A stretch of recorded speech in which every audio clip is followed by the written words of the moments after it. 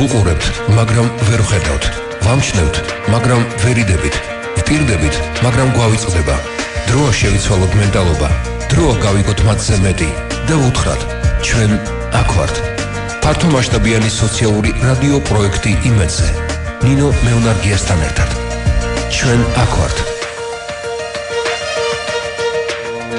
მოგესალმებით, ეთერშია გადაცემა ჩვენ აქ ვართ. მე ნინო ვარ, მეუნარგია. მუსთერაპიულ ცენტრ ღია სტუდიაში მიმდინარეობს ტრეინინგი, რომელსაც Music as Therapy International ატარებს. 3 დეკემბრიდან სარეაბილიტაციო ცენტრი ღია სტუდია ელოდება ყველა დაინტერესებულ პირს. დღეს ჩემი გადაცემის სტუმრები არიან არასამთავრობო ორგანიზაცია მშობელთა ხიდის საზოგადოებასთან ურთიერთობის სამსახურის ხელმძღვანელი ნუცა მაზიაშვილი, მუსთერაპევტი ეთერ მელაძე. მოგესალმებით ქალბატონებო, მადლობა სტუდიაში მოგზაურობისთვის. ჩვენი საკონტაქტო ნომრებია 292 11 88 292 11 99, ასე რომ მსმენელს შეგიძლიათ დაგვირეკოთ და თქვენი მოსაზრება გაგვიზიაროთ. მართლა ძალიან სასიხარულო ინფორმაცია გილოცავთ თქვენ და რასაკვირველია ვულოცავ ბავშვებს. ერთნიშნელოვნად დამეთანხმებით ალბათ, რომ მუსთერაპია ბენეფიციართათვის რეაბილიტაციის ერთ-ერთი საუკეთესო საშუალებაა და სანამ უშუალოდ ამ თემაზე გადავალთ, მე მინდა მსმენელს მოკლედ უამბოთ თქვენი ორგანიზაციის შესახებ. მშობელთა ხიდს გულისხმობ, რასაკვირველია. მოგესალმებით, არასამთავრობო ორგანიზაცია მშობელთა ხიდი წლებია შეზღუდული შესაძლებლობის მქონე პირებს ემსახურება. მშობელთა ხიდმა დაარსების მომენტიდან დაიწყო მუსთერაპიული კუთხით მუშაობა, რაც გახდა იმის საფუძველი, როდესაც ძალიან კარგი შედეგები დავინახეთ მუსთერაპიული კუთხით. ეს ყველაფერი გახდა იმის საფუძველი, რომ ორგანიზაციას მიიღო გადაწყვეტილება და ჩამოეყალიბებინა პარაორკესტრი, სადაც მხოლოდ შეზღუდული შესაძლებლობის მქონე პირები იყვნენ გაერთიანებულნი. პარაორკესტრის კიდევ უფრო კარგად განვითარებამ არსებობამ და ძალიან მაღალმა საზოგადოებრივმა ინტერესმა გვიბიძგა იმისკენ და მოგვცა საფუძველი იმისი, რომ ორგანიზაციას ჩამოეყალიბებინა მუსთერაპიული სარეაბილიტაციო ცენტრი, ჰქონდა ძალიან ბევრი მოლაპარაკებები, შეხვედრები ორგანიზაციებთან და დაინტერესდა სტრატეგიული კვლევებისა და განვითარების ცენტრი და ევროკავშირი, რის საშუალებითაც დაგვიფინანსდა ეს პროექტი, მოგვცა სასტარტო თანხა და 3 დეკემბერს ხსნით სარეაბილიტაციო მუსთერაპიულ ცენტრს ღია სტუდიას, რომელიც იქნება სრულად ინტეგრირებული და ინკლუზიური. რაც შეეხება პარაორკესტრს, ფაქტიურად პარაორკესტრი გახდა მოტივატორი, ასე ვთქვათ, ხო? შეიძლება პარაორკესტრი გახდა მოტივატორი, იმიტომ რომ პარაორკესტრში ირიცხებოდნენ ბენეფიციარები, რომლებიც მანამდე დღის ცენტრის პროგრამით გათვალისწინებულ ფარგლებში გადიოდნენ მუსთერაპიულ კურსს. ქალბატონი ეთერ მელაძე ატარებდა მუსთერაპიას, ასე ვთქვათ, და შემდგომ, როდესაც უკვე იღებდა გადაწყვეტილებას, რომ ის იყო ძალიან კარგად, ასე ვთქვათ, ახლოს იყო მუსიკასთან, შემდეგ ირიცხებოდა პარაორკესტრში და უკვე გამოდიოდა სხვადასხვა ნომრებით და სხვადასხვა აქტივობებს. რაც შეეხება ცენტრს, ცენტრი გაიხსნება 3 დეკემბერს. რამდენი ბენეფიციარი გეყოლებათ, იცით თუ არა უკვე? წინასწარ ეს არ გვაქვს ჯერ გაწერილი, რამდენი ბენეფიციარი გვეყოლება. 3 დეკემბერს ცენტრი გაიხსნება აუცილებლად და ყველა დაინტერესებულ პირს, ვისაც ასე ვთქვათ, სურვილი აქვს შესაბამისად ჩვენი რეჟიმის გათვალისწინებით და ყველა იმ დღის წესრიგის გათვალისწინებით, რაც გათვლილი არის, რომ თითოეულმა ბენეფიციარმა კვირაში რამდენი საათით უნდა იაროს და ასე შემდეგ. ამის მსმენელს უკვე ვუთხრათ, რაც შეეხება დღის წესრიგს. როგორი იმუშავებთ, იმიტომ რომ ალბათ მსურველი ბევრი იქნება. კი, მსურველი ალბათ მეც ვფიქრობ, რომ ბევრი იქნება და ჩვენ გვექნება ყველა ის სერვისი, რასაც თქვათ სარეაბილიტაციო ცენტრი ითვალისწინებს, ეს იქნება მუსთერაპია, ლოგოპედია, ABA თერაპია და მიიღებს, ასე თქვათ, იმ სერვისს, რაც გათვალისწინებული არის სარეაბილიტაციო ცენტრით, ასე თქვათ, ზოგადად.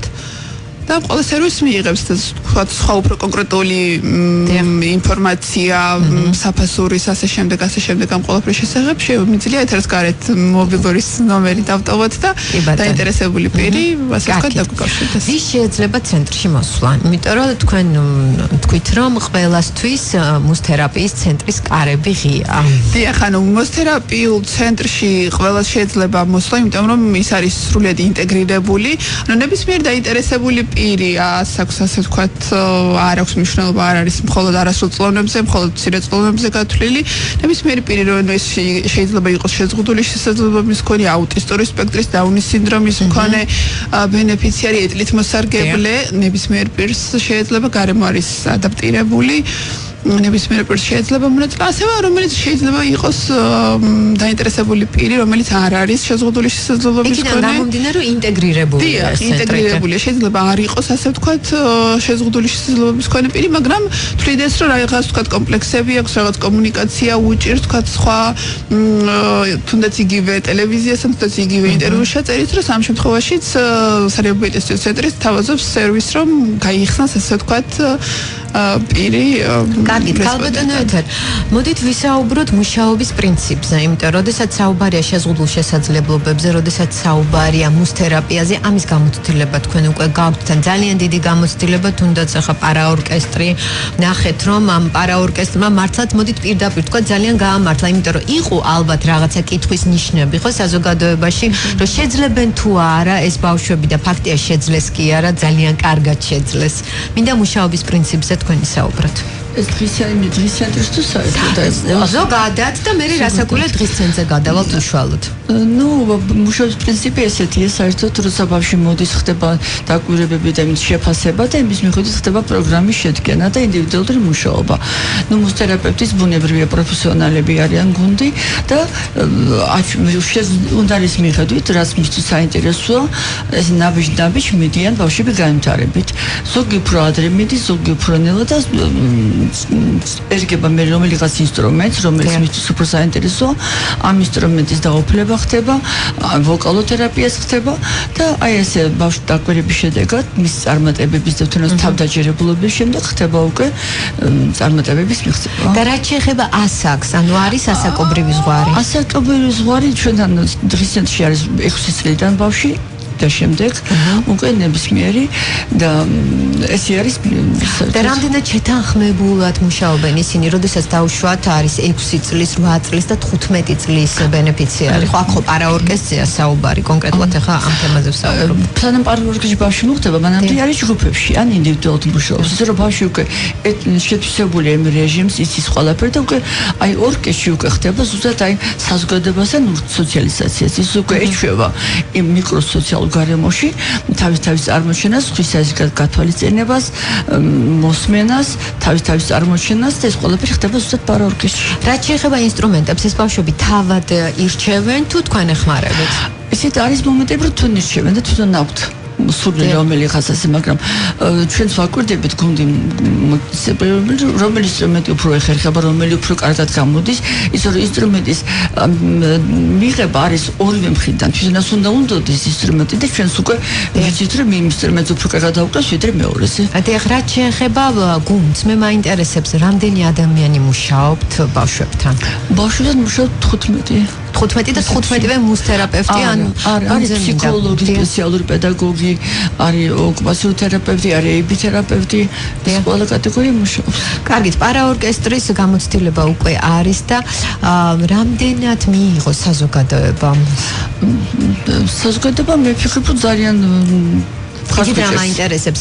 ანუ აპლოდისმენტები შეზღუდულ შესაძლებლობებს თუ იმ ნაწარმოებებს, რომლებიცაც ისინი ასრულებენ.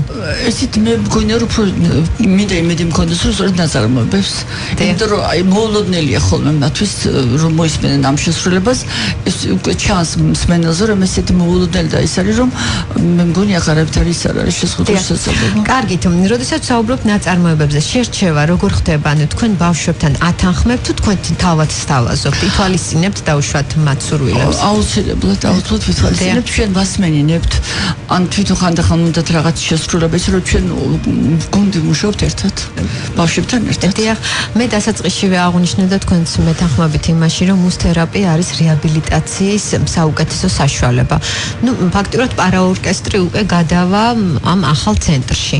და როგორ ხედავთ ყველაფერს, როგორ იმუშავებთ ბავშვებთან, იმიტომ რომ პარაორკესტრში არიან ბავშვები, რომლებიც უკვე წლები არიან და ახალ ბენეფიციარებს, ანუ როგორ მიიღებთ, როგორ იმუშავებთ, როგორ მოხდება მათი შეთავსება ერთმანეთთან, იმიტომ რომ არიან ბავშვები, რომლებმაც უკვე იციან ეს ყველაფერი და წინ არიან, ხო, წასულან ცალკე ჯგუფებად და კომპლექსებიდან ისინი.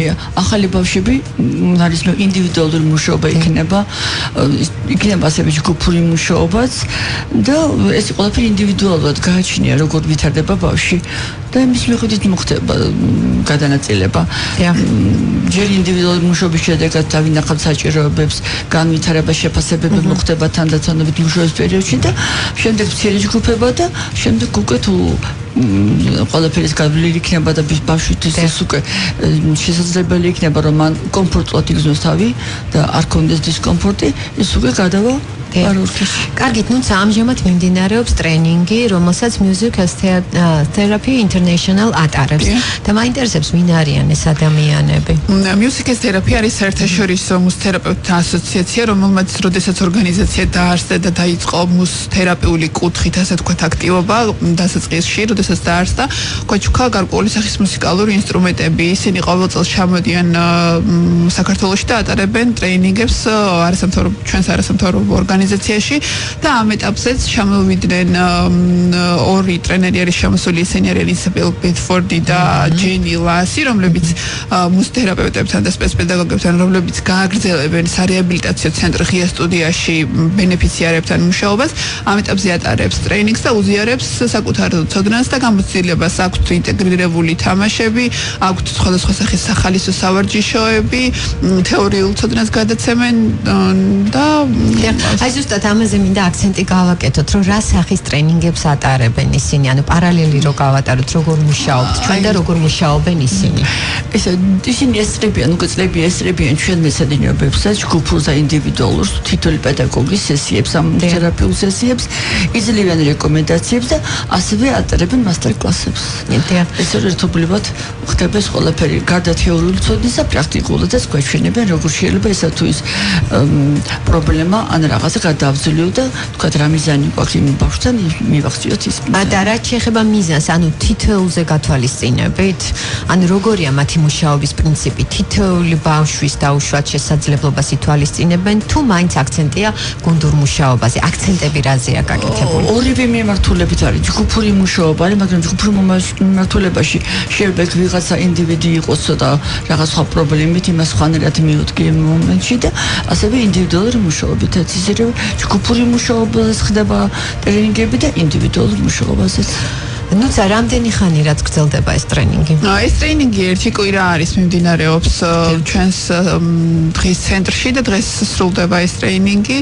გვქნება სერტიფიკატების გადაცემის ცერემონიაც და ვფიქრობ, რომ პედაგოგებთან გასაუბრების შემდეგ მივხვდით, რომ ანუ ძალიან პროდუქტიული, ძალიან შინაარსიანი ტრენინგი იყო ამ ერთი კვირის განმავლობაში. მიიღეს საერთაშორისო ცოდნა და საერთაშორისო გამოცდილება, ჰქონდათ იმიტირებული თამაშები და სავარჯიშოები, რაც ძალიან კარგად დაეხმარა ჩვენს სპეცპედაგოგებს სოდრის ამაღლებაში და კვალიფიკაციის. და საკმარისია ეს ერთი კვირა, როგორ ფიქრობთ? ერთი კვირა არ არის საკმარისი, იმიტომ რომ საზღვრებს ცდება, ასე ვთქვათ, მუსთერაპიაში ყველაფერი, მაგრამ გაგრძელდება ეს პერმანენტული ხასიათი იქნება.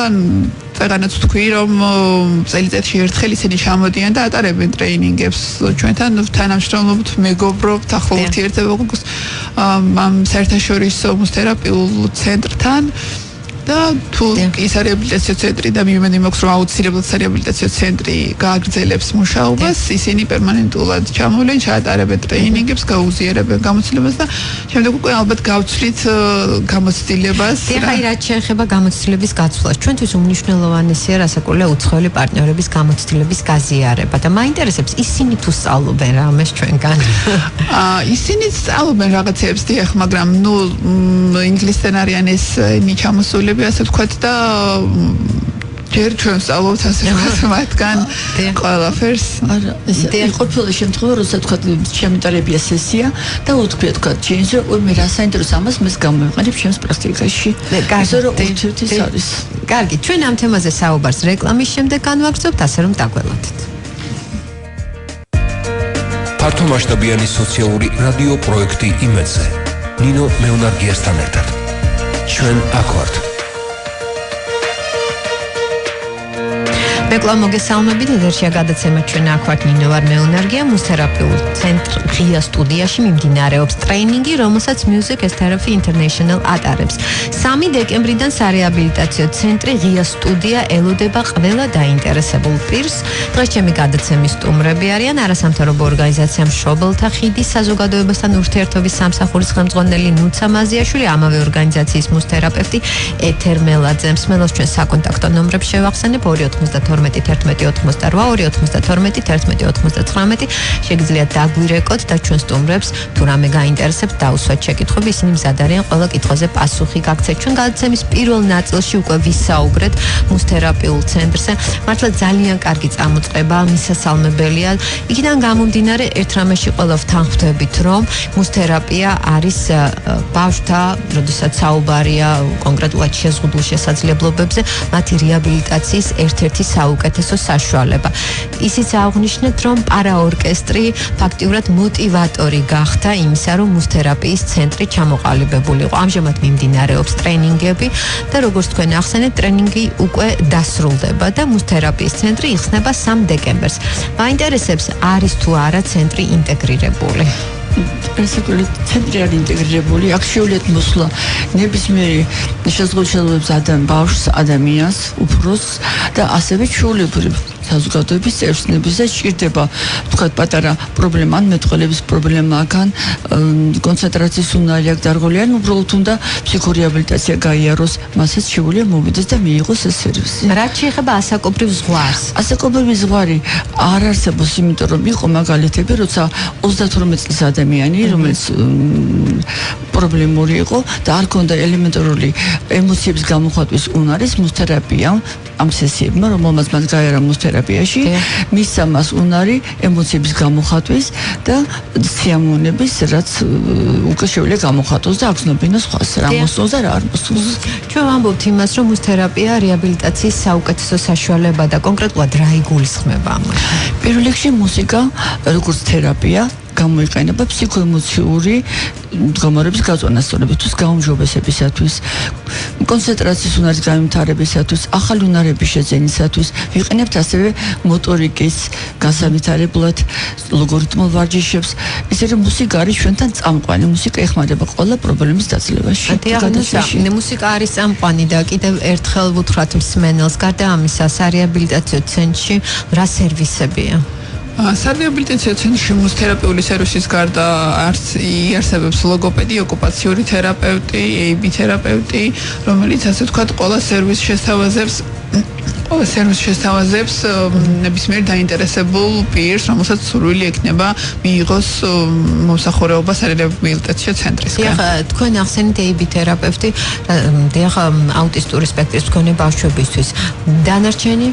რა თქმა უნდა, დანარჩენი სხვა შეზღუდული შესაძლებლობის მქონე პირსაც მიიღოს, შეიძლება იყოს დაუნის სინდრომის მქონე, გადაცემის დასაწყისშიც ვახსენეთ, შეიძლება იყოს დაუნის სინდრომის მქონე პირი, შეიძლება იყოს ეთლით მოსარგებლე, სხვა შეზღუდვის მქონე პირი, მაგრამ არ კეთდება ამ შემთხვევაში ამ სარეაბილიტაციო ცენტრში მხოლოდ აუტისტური სპექტრის მქონე ბენეფიციარებზე აქცენტი კეთდება ყველა დაინტერესებულ პირზე, შეიძლება საერთოდ არ იყოს აუტისტური სპექტრის მქონე და აუტისტური სპექტრის აშლილობა არ ქონდეს, მაგრამ იყოს თქვა დაუნის სინდრომის მქონე ბენეფიციარი და საჭიროებდეს გარკვეული სახის სარეაბილიტაციო კურსს. კარგით, რა არის საჭირო იმისთვის, რომ ორგანიზაციამ გააგრძელოს მუშაობა და მუსთერაპიის ცენტრი იყოს და იყოს, ვთქვათ. ეს სარეაბილიტაციო ცენტრი, ასე ვთქვათ, დააფინანსა სტრატეგიული კვლევების და განვითარების ცენტრმა და ევროკავშირმა, რომელიც სასტარტო თანხას ითვალისწინებს და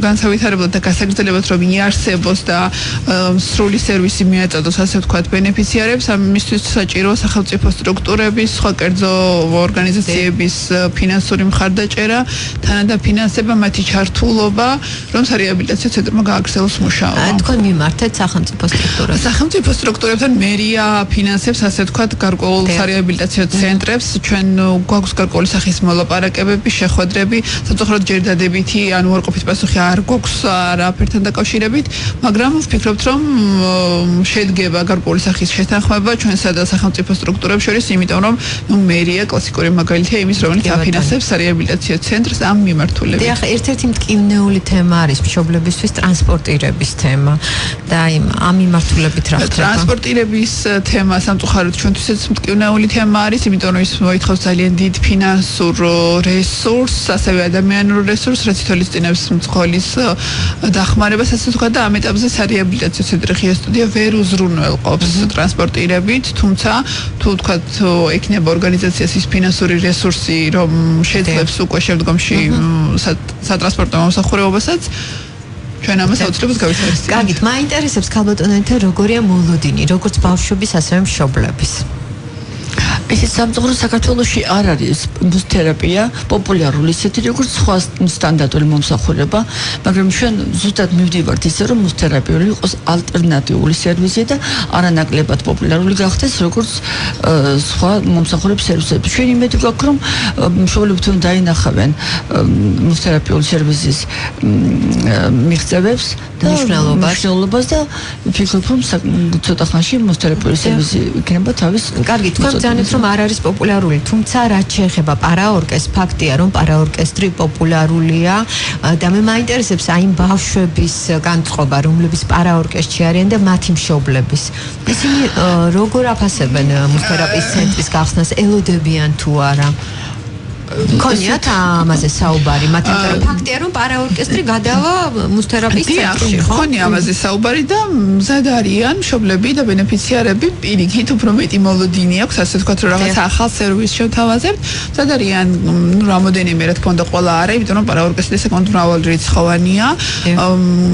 არიან მშობლები ბენეფიციარები, რომლებიც საინტერესებული არიან და დიდი მოლოდინი აქვთ, რომ სარეაბილიტაციო ცენტრს გავხსნათ და შემდეგ გააგრძელებენ იქ სიაროს და მიიღებენ სერვისს. ძალიან კარგი.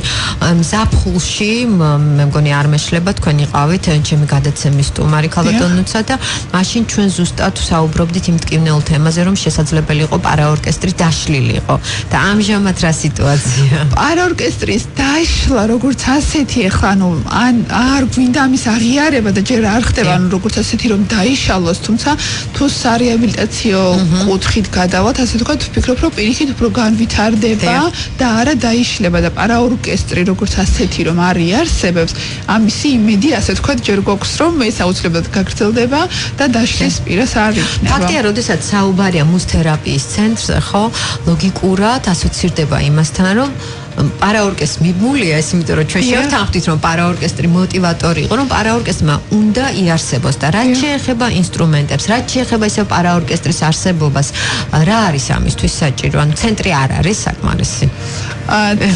ის რომ ვაცოცხლოთ პარაორკესტრი. კი, ანუ როგორი სიტუაცია არის ისიც ჩვენ რა თქმა უნდა, როდესაც სხვა ნაწარმოებებს, როდესაც მრავალფეროვანს ხვდით, შესაბამისად სხვადასხვა ინსტრუმენტები გვჭირდება, სხვადასხვა ინსტრუმენტი, სხვადასხვა ფინანსური რესურსი ჭირდება, შეიძლება ის იყოს უფრო თქვათ მაღალმარჟიანი, უფრო დაბალმარჟიანი და ასე შემდეგ, მაგრამ მაინც საჭიროებს ასე თქვათ ფინანსურ დახმარებას დონორი ორგანიზაციებისგან, რომ პარაორკესტრმაც გააგრძელოს მუშაობა, პარაორკესტრმა მიიღოს ასე თქვათ უფრო თანამედროვე სახე, სერვისები, შეიძინოს ახალი ინსტრუმენტები, რომელსაც საჭიროებთ ასე თქვათ, რომ გარკვეული სახის მუსიკალური ნომრები შეასრულონ. კარგი, და მინდა სამომავლო გეგმებზე ვისაუბროთ. ცენტრი გაიხსნება 3 დეკემბერს და მერე ცენტრი გაიხსნება 3 დეკემბერს, მიიღებს ყველა დაინტერესებულ პირს და ორგანიზაცია გააკეთებს ყველაფერს იმისთვის, ორგანიზაციის გუნდი, რომ სარეაბილიტაციო ცენტრმა იარსებოს და